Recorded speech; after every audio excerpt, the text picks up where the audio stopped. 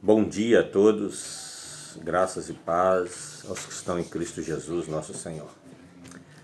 Meu nome é Marcelo, sou da Igreja Herb. Eu tenho, às vezes, mandado alguns vídeos na internet. E novamente eu venho aqui da parte de Deus trazer uma palavra aos nossos corações e uma reflexão para a igreja. A palavra de Deus, ela é perfeita. Ela se encaixa em todos os aspectos da nossa necessidade humana. E o Senhor, Ele vem revelando para nós aquilo que está no seu coração. Mas para que o Senhor revele para nós precisamos ter intimidade com Deus. Quanto mais intimidade, mais o Senhor se abre para nós e revela para nós o que está no seu coração. Eu gostaria de falar um pouco ali em Lucas 10 sobre a missão dos 70, onde o Senhor enviou os 70 para pregar o Evangelho de cidade em cidade, de aldeia em aldeia, e assim curando, expulsando demônios. E no regresso desses 70, a Bíblia diz: então regressaram os 70 possuídos de grande alegria, dizendo: Senhor, os próprios demônios nos submetem pelo teu nome. Mas Jesus lhes disse: eu vi Satanás caindo do céu como um relâmpago. Eis aí vos dei autoridade para pisar de serpentes e escorpiões e sobre todo o poder do inimigo, e nada, absolutamente nada, vos causará dano. O Senhor, Ele enviou os seus discípulos de cidade em cidade para anunciar o Evangelho, dando a eles autoridades para destruir as obras do diabo.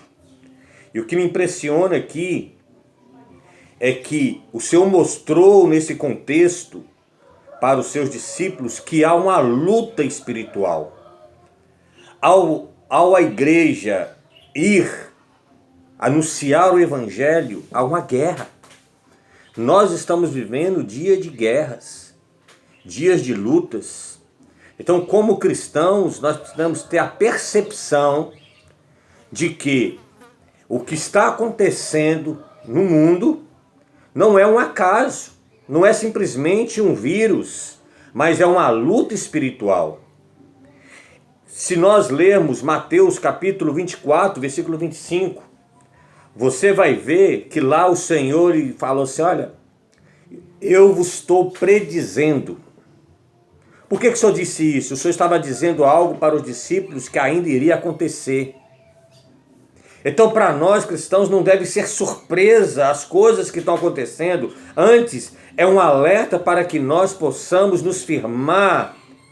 Por um lado, nós sermos vigilantes e estar prontos. Por outro lado, sermos fiéis e prudentes. Eu gostaria de continuar aqui em Lucas, capítulo agora 21, e ler alguns versículos que diz assim, capítulo 21, versículo 10. Então lhes disse: levantar-se-á nação contra nação, reino contra reino, e haverá grandes terremotos e epidemias, e fome em vários lugares, coisas espantosas também, sinais nos céus. Contudo, versículo 18, não se perderá um fio de cabelo da vossa cabeça. Isso é promessa. O Senhor, Ele está dizendo para nós que Ele está nos guardando, que Ele está nos livrando, mas que nós como igreja devemos nos posicionar. Versículo 33, passará o céu e a terra, porém as minhas palavras não passarão. Ou seja, nós não devemos ir contramão daquilo que Deus já determinou. O que nós temos, que a nossa oração tem que ser: Senhor, tenha misericórdia, tanto de nós como os cristãos, como daqueles que ainda não se converteram ao Senhor. Senhor, alcança as famílias, alcança as almas, para que elas também sejam ganhas, porque esse é o desejo do seu coração. E aí continua: acautelai-vos. Essa palavra é para nós cristãos. Acautelai-vos por vós mesmos, para que nunca vos suceda que o vosso coração fique sobrecarregado com consequência da orgia, da embriaguez, da preocupação deste mundo, para que aquele dia não venha sobre vós repetidamente como um laço. pois há de sobrevir a todos os que vivem sobre a face da terra.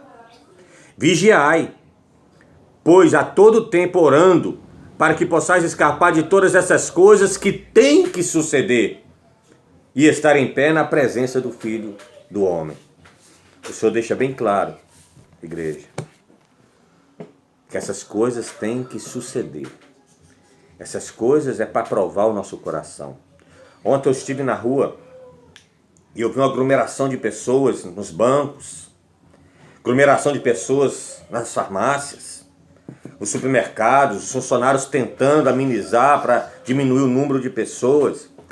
Eles estão dizendo que esses lugares que estão abertos são lugares essenciais, são lugares necessários. Agora eu pergunto, a igreja não é necessária? Em tempo de guerra, a igreja não é necessária? Está aberta? Está tendo cultos? Nós precisamos considerar que tudo envolve a igreja. A igreja foi dada toda a autoridade. Nós devemos ter a percepção de que a igreja é um lugar vital. Logicamente, tomando todas as precauções que nós devemos tomar. Nós não seremos imprudentes, porque a palavra fala que eu tenho que ser simples como uma pomba, mas prudente como uma serpente. Mas eu não posso ficar parado mediante tudo o que está acontecendo.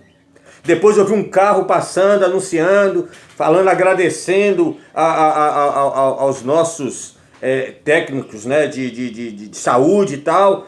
Mas em primeiro lugar é Deus. Em primeiro lugar que nós devemos agradecer é Deus. Deus tem preservado o Brasil. Apesar de todos os casos que têm sucedido no Brasil, em vista dos outros lugares, tudo porque houve um posicionamento primeiro do nosso presidente, se posicionou do lado de Deus.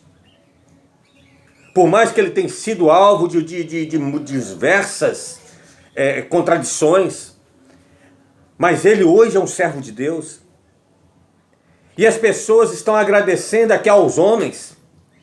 Mas a Bíblia diz que se Deus não guardar a cidade, em vão vigia o sentinela.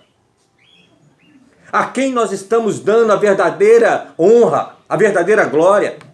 Logicamente o Senhor tem usado essas pessoas maravilhosas, como também autoridades, como médicos, policiais. Mas quem está por trás disso tudo? É Deus. Deus é que está cuidando. Mas Deus cuida como? Através da igreja. A igreja é o caminho que Deus usa para alcançar. Por isso eu peço, reflitam. A necessidade da igreja está aberta. Nem que seja aos finais de semana, 3 vezes ao dia. Nós, os líderes, os pastores, considerem diante do Senhor, tomando as devidas precauções. Lógico que isso aí é de região em região, mas nós precisamos perceber que a igreja é essencial. Enquanto a igreja está fechada, o mundo está funcionando. O que eles dizem ser essenciais está funcionando, mas a igreja não é. Não foi dada à igreja a chave para ligar e desligar? Não é a igreja que destrói as obras do diabo, que são matar, roubar e destruir? Aqui o Senhor nos fez uma promessa que estaria conosco todos os dias, até a consumação do século. Aqui o Senhor nos faz uma promessa que nem um fio de cabelo irá se perder. O Senhor fala que nos deu autoridade, mas como cristãos devemos exercer tal autoridade. Oração, falar novamente, oração sem ação é simplesmente orar. Nós temos que ter ação. A Bíblia mostra isso de diversas maneiras. Abraão não foi contra aquilo que Deus havia determinado sobre Sodoma e Gomorra, mas ele rogou por 50, por 45, até chegar em 10. Esdras, quando ficou sabendo da miséria de Jerusalém, que representa a igreja, ele orou ao Senhor.